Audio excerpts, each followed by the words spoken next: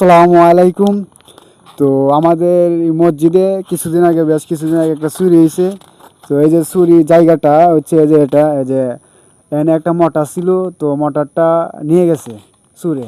তো ওই যে পাশে আপনার আবার কাটুর আছে, কিন্তু ওর ভিতরে কোনো মানবিকতা কাজ করছে না, বিবেক কাজ করছে না, কিন্তু নিয়ে গেছে। এই যে এই জায়গাটা, ওই জায়গাটার মধ্যে হচ্ছে এই যে ভাঙ্গিতে নিছে মোটরগুলা। এখানে পাইপটা এখানে আছে, পাইপটা একটু দেখান। এই যে পাইপটা দিয়ে ভাঙছে, যাই হোক না কাটছে, কাইটে নিয়ে গেছে। তো দাদা, এই যে সুরে যে নিল, তুমি তো এখানে মহাজিন ও বেশ অনেক দিন ধরে আসো, তো এটা তুমি মানে যে সুরে যে নিল, এই কাজটা তো মনে করো যে এর ভিতরে এই যে বিবেকগুলা কাজ করলো না, যে মরণ লাগবে, একদিন মরার পর যে কাটোয়ার মেরে একদিন উঠতেইব। এখন এই চিন্তা নাই তো, দেহ তো এই চিন্তা তো ডাকতো দেখি আর এই কাঠুর আর দাঁড় তো আইন ডেনটা লইলে মোটরটা খুলে নিয়ে কাঠটা লইলে তার ভিতরে কোনো মানবতা কোনো কাজ করে না। কাজ করে না। মানে এর কি করা উচিত?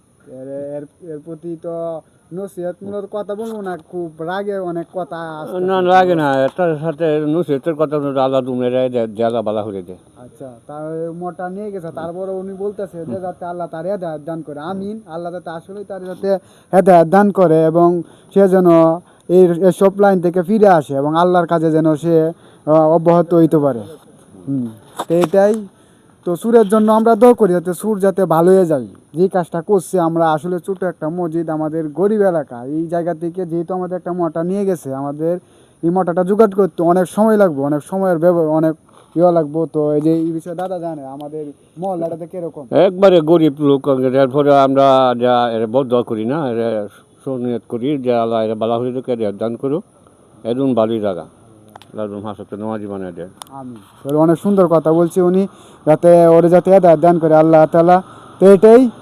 তো সুরের জন্য দোয়া করলাম, আল্লাহ তাআলা যাতে হেদায়েত দান করে, যাতে নামাজ টামাজ পড়ে, আর যাতে সব লাইনে যাতে যাতে না আসে। আসলে যে কাজটা করছে এটা খুব নিকৃষ্ট একটা কাজ করছে।